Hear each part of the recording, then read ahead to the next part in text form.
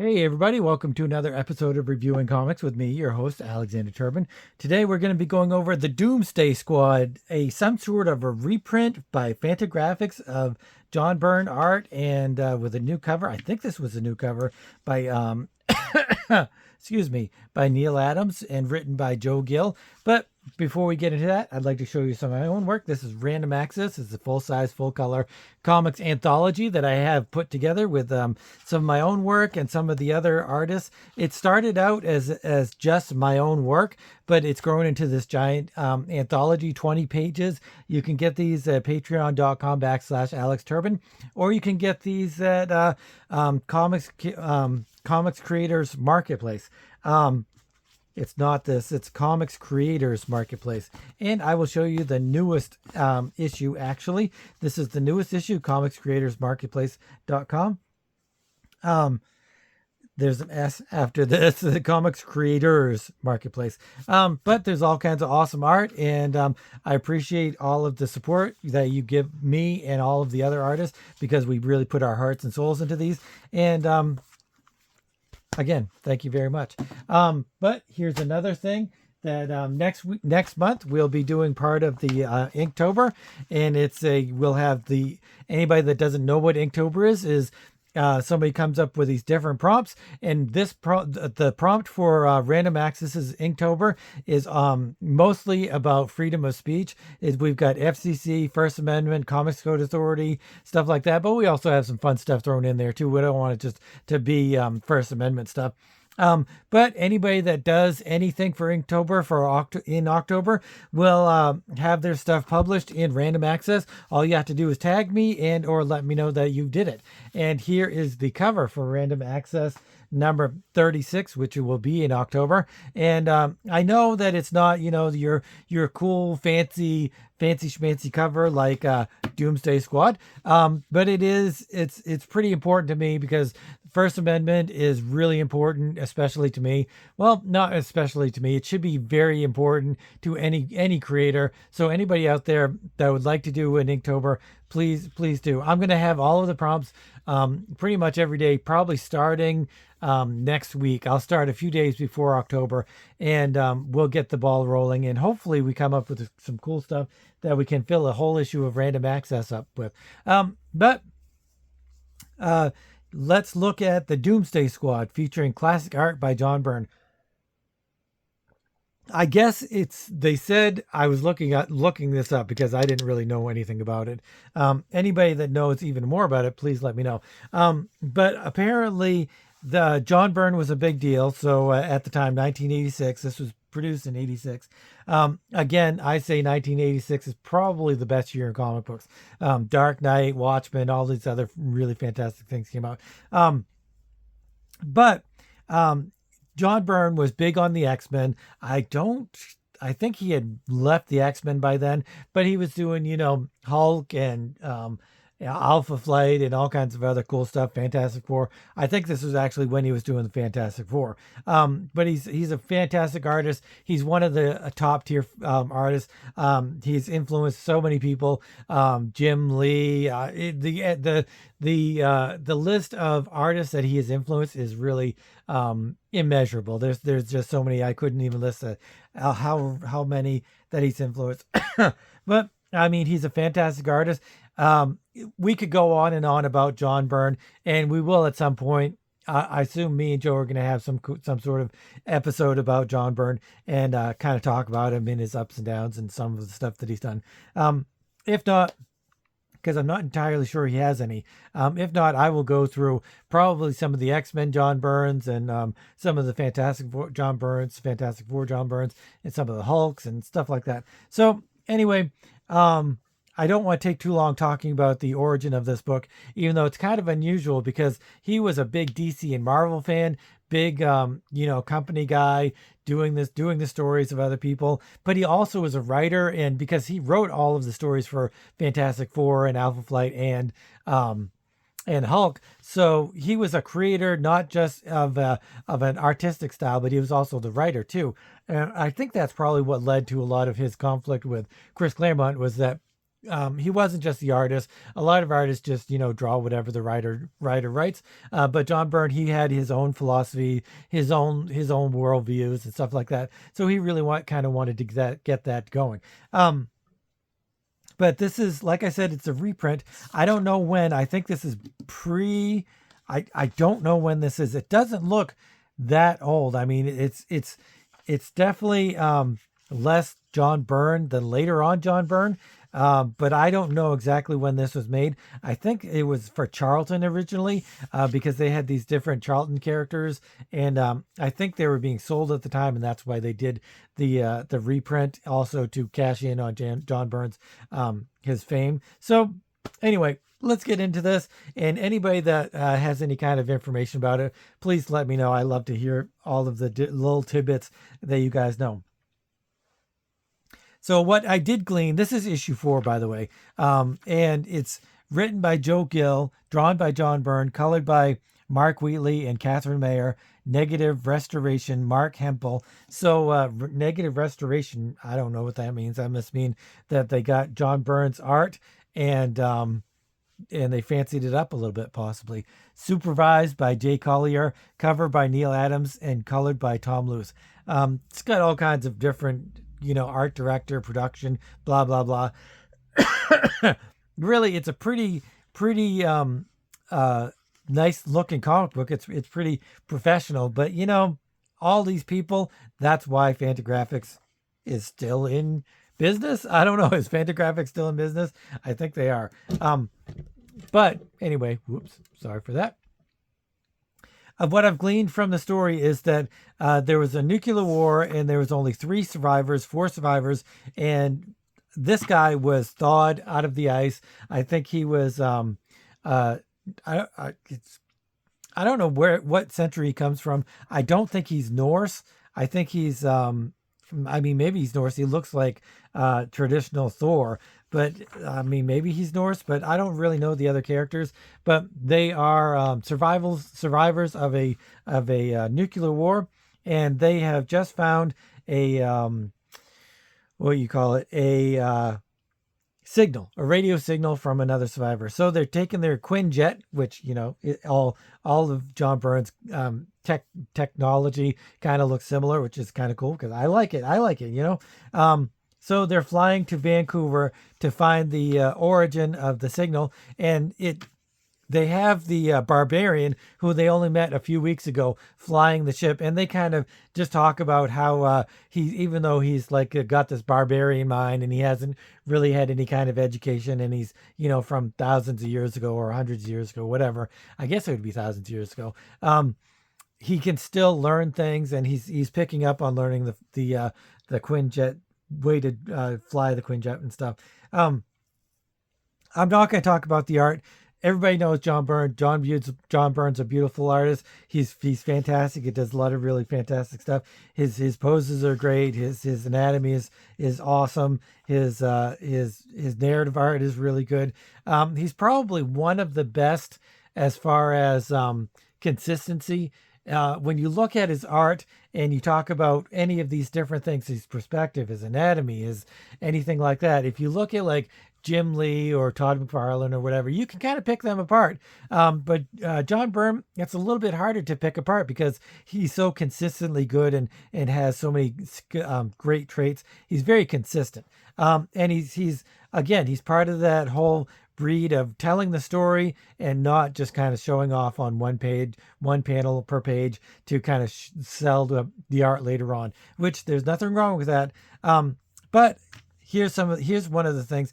The water level has raised up because of the nuclear war. And they're in Vancouver, and look at all the buildings are submerged in water. And but I kind of think that these panels right here are photographs of the sky, and maybe that they just decided to do that because they kind of wanted to touch up John Byrne's art a little bit, make it a little bit different and unique, even though it's 10 or 15 years old. I think they wanted to make it something that a newer crowd might still enjoy. So they're trying to find the signal. They go to a house where the signal is originating, and this is when they flash back to how this nuclear war happened. I guess through 1 through 3, they just decided they weren't going to tell anybody why the nuclear war happened. But it wasn't Russia. It wasn't the United States. They didn't shoot at each other first or second or whatever. It was a South American dictator who had a couple of nukes. He shot one at the United States, shot one at Russia. We reciprocated and attacked Russia. The U.S. attacked Russia, and vice versa. So it was one giant nuclear war, and apparently we lived. And some of the stuff in here, though, like it shows the missiles going off, it shows the explosions, it shows the bombs going off, which is it's unusual. It's an unusual way to do it. And it has the leader of Russia and leader of the United States talking right before it happens, and they actually apologize to each other, which is kind of unusual. But one of the things that is happening is the narration is from him, and it has this kind of has the large letter. And so this is his voice, and it's a first person narration. I don't like when they change the first person perspective, and I think this is all supposed to be him because he's recounting the tales of whatever. But then the narration changes to some third person other entity. It's not really a third person. It's just another entity. It's your classic comic book speak or talk or whatever, or narration. And I really kind of don't like that. I don't like having knowledge that comes from the ether, that comes from nowhere, that I don't really know what's going on until this voice booms from above and tells me what's going on. I would much rather have first person or dialogue or some way of conveying this information other than just a voice from the sky narrating the whole thing. And it just kind of takes me out of the story, and I just don't, I'm not into it. That's just not, I'm not a fan of it. It's kind of like those old movies where you had the narrator, and I guess that is kind of okay sometimes. It's kind of like not Rebels, but the Clone Wars started out like that, where it had a narrator and he used his narrating voice, and he was very flamboyant or excitable and stuff, and he just kind of went on and on and on. But they shortly after that, I believe the movie that came out had a lot of that, but then once they started the series, they kind of backed off of that a little bit. Same thing with the new movie, the Grogu, and I love the TV show, but this whole narration, like it's a pulp comic or a pulp thing, I'm just not really into, and I just think they could do it a little bit differently and a little bit better. So anyway, he's talking about how the nuclear war happened, and he's kind of talking to this guy, what's his name? I don't have all of their names yet. Kuno is the barbarian's name. Let's see, what's the leader's name? The blonde haired leader, of course, is the leader. I can't remember his name, but her name is Ikea or Kaia, or to me it's Ikea. It's like Ikei or something like that. I think she's supposed to be Asian. Actually, maybe is this Ikea and this is somebody else? So is there 4 of them? There is 4 of them, because later on I'll tell you about that. But so they go to investigate the house. They find the signal, and it's a underwater creature who has a breathing apparatus, so he can breathe underwater, but he can also talk to them. And much like I don't like the narration of an on high comic book, I don't love how they speak very down to you. I know that I complain often where it's a thin line between speaking down to the reader and being confusing. And I just think that a lot of things could have been done, because he basically explains his whole history, the history of his species, the history of, their interactions with the surface world. This is very much like Namor and Fantastic Four and his going to war with Enigma and going to war with the surface world because they didn't treat the Earth right and stuff like that. So he goes off on this rant and he pretty much tells everything, and they have these interludes like, and yes, we watch with studied examining your books, your words, your works of art and technology, and even learned your many languages. But we chose not to reveal ourselves to our air-breathing cousins. From your threat treatment of members of your own species, we guess you would not take kindly to ours. So it doesn't sound like he's an evil kind of creature or character or whatever, but he kind of is treated that way. And so there's really no surprises in this whole comic book. He Kuno comes in, and the fish guy smacks, I can't remember his name. If I see it later, I'll remember it, I guess.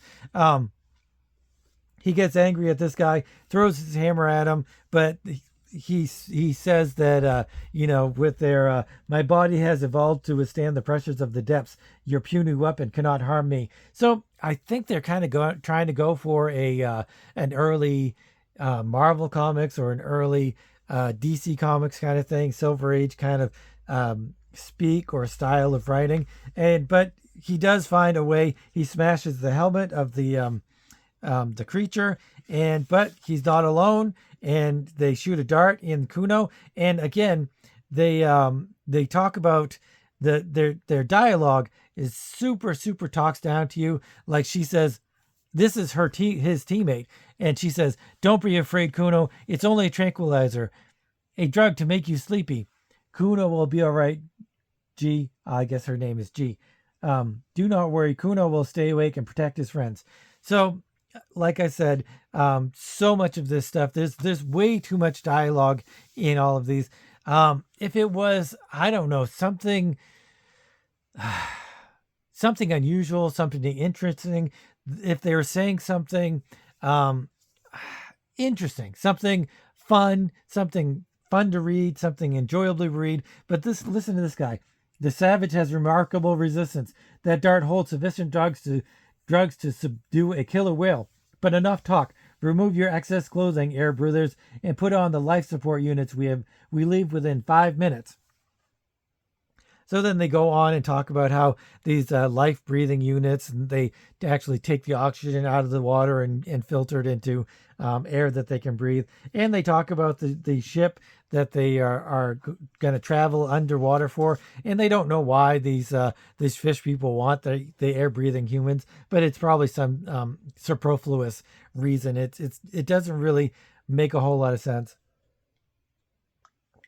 why they would want them or why they would need them, but they do.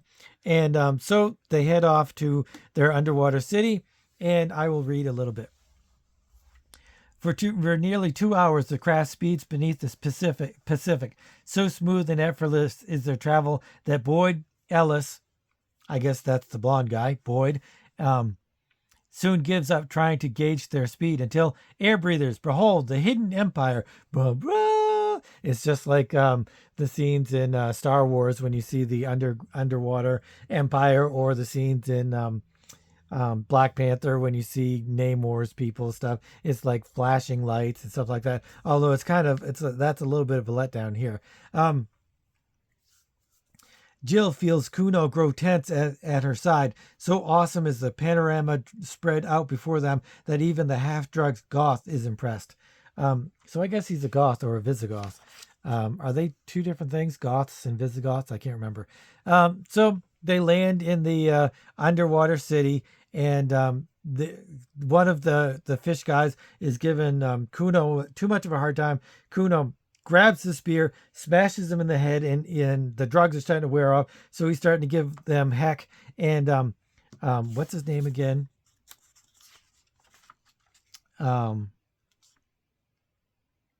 Now I can't remember.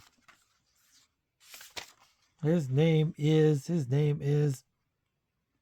no, I can't remember. Boyd. I think his name is Boyd. He wants to help Kuno, but then Akia says no. Kuno is trying to facilitate our escape. He's giving them a distraction, so they kind of swim away. But they're not alone, and they're being chased, but by good underwater aliens who are at war with the I don't know, I can't remember what they're called. Um, they're two different types of aliens, but I hopefully they'll say telepathy in some kind of underwater spaceship. Whoever our sealskin friends are, they're advanced.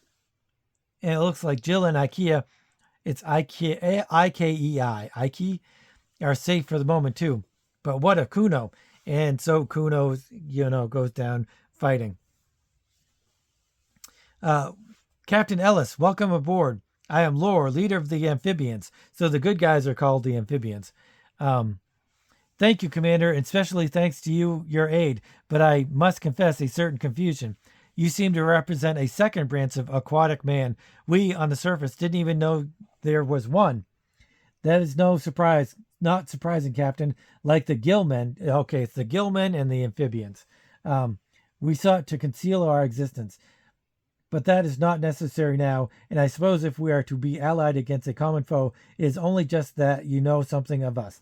So then he goes into this whole first-person narration of how they were cave dwellers, and then through eons of evolution, they became these water creatures, the amphibians, and then they created the gillmen because I can't remember why they created the gillmen. The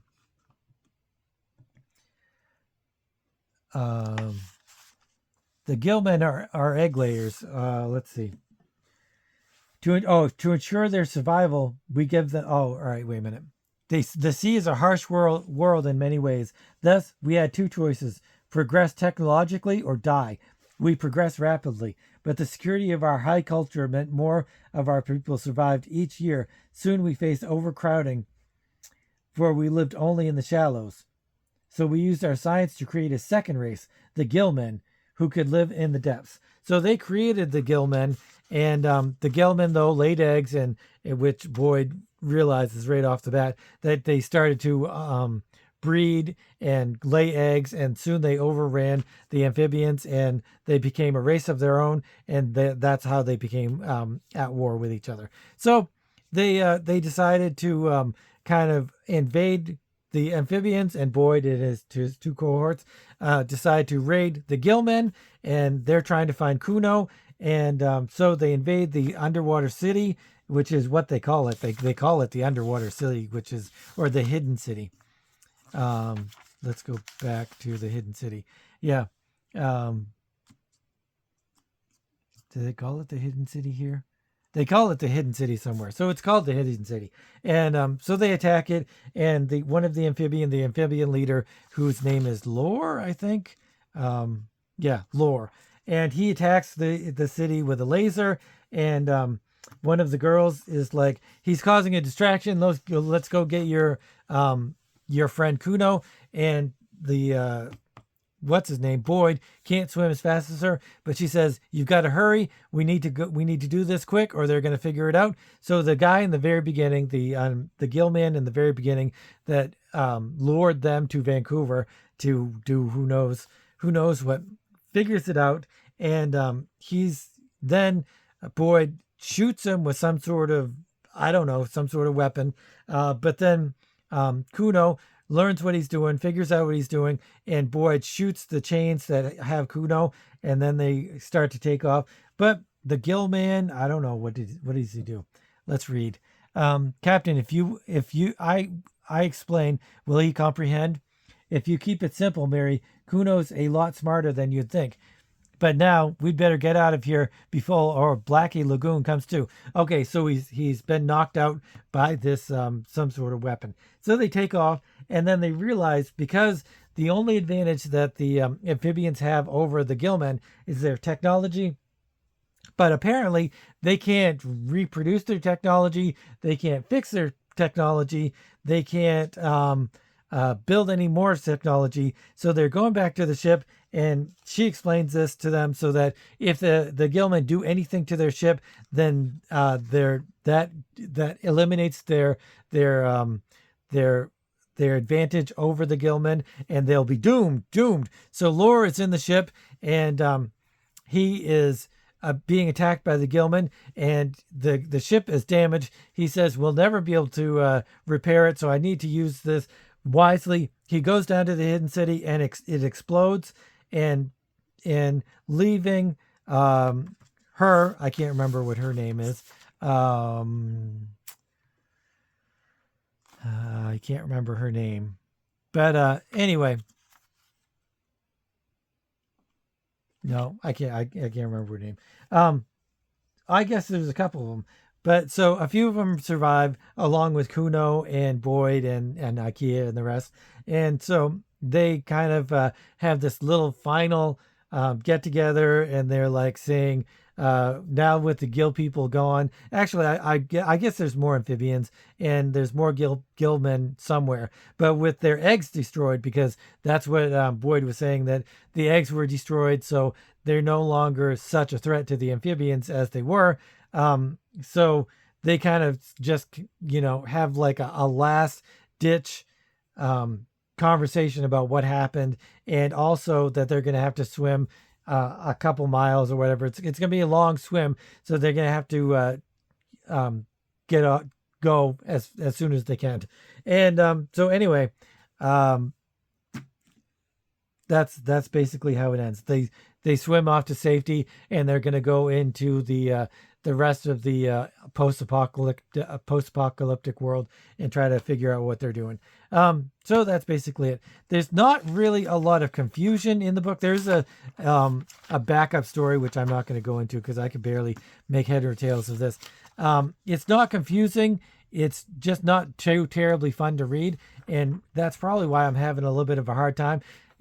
Usually when I'm reviewing these books, if I really, really love something, then I can really dive in and I can talk about the great things that I love about it. If it's really confusing and not that great as far as the writing or the drawing, then I can kind of dive into what those things are as well. This is neither of those. The art is really good, or it's not as good as the best John Byrne can do, but it's also really good. John Byrne is a very good artist, and the coloring is nice, and so all of the art is really nice, but I can't gush over it because it's not classic X-Men John Byrne, or it's not Fantastic Four art John Byrne or anything like that. This is older. I think this is probably I don't know. He was probably doing a little bit of comics before this. This isn't his first foray into doing comics, so it's a little bit clumsy because it's newer stuff to him, but it's also not completely new. He's still got a lot of great skills and talents, but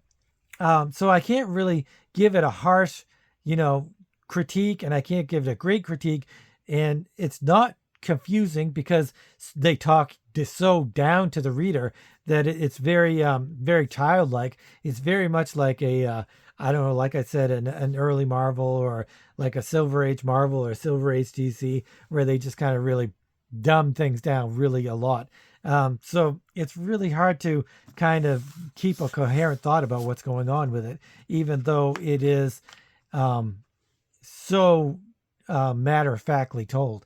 So anyway, it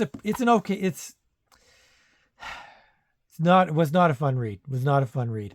And but if I saw the Doomsday Squad 1 through 10, because I believe there were 10 of them, would I get more? Yes, I would, but I would get them to sell. I would not get them to keep, because even though this is not traditional John Byrne, I bet I think that these are worth like $5 or $6 or whatever, and I got this from the dollar store, obviously, or dollar bins rather. So, and it's got a Neil Adams cover, which is kind of cool, even though that doesn't look like one of his better Neil Adams covers, but still, it's Neil Adams, it's John Byrne, so it's got some worth to it. So I'm going to give this I'm going to give it a 7. I'm going to give it a 7 because I would get more at the dollar bin, but I'm not going to go looking for anymore. And I don't think it was fantastic either art wise or story wise. And the story was so simple and dumbed down that I kind of made me not happy with the comic book in general. But anyway, if you're new to the channel, this is the kind of stuff I do. I go over indie comics from the 70s, 80s, 90s, really every time period, Marvel and DC's, but it's got to have some sort of either nostalgic feel or something, that differentiates itself from other comic books from the time period or something like that. So anyway, please consider subscribing, hitting the notification bell, and all of that cool, fun stuff. And yeah, thanks for watching. And anybody that loves Doomsday Squad, let me know. And let me know any kind of little tidbits of information that you may have about it. Or if you don't like the Doomsday Squad, but you love John Byrne, let me know that too. I'm really interested in that. I love the comments from you guys, and I love talking comic books with you guys. So anyway, it's Friday, so hopefully we'll have a show with Joe this weekend. But anyway, keep on creating.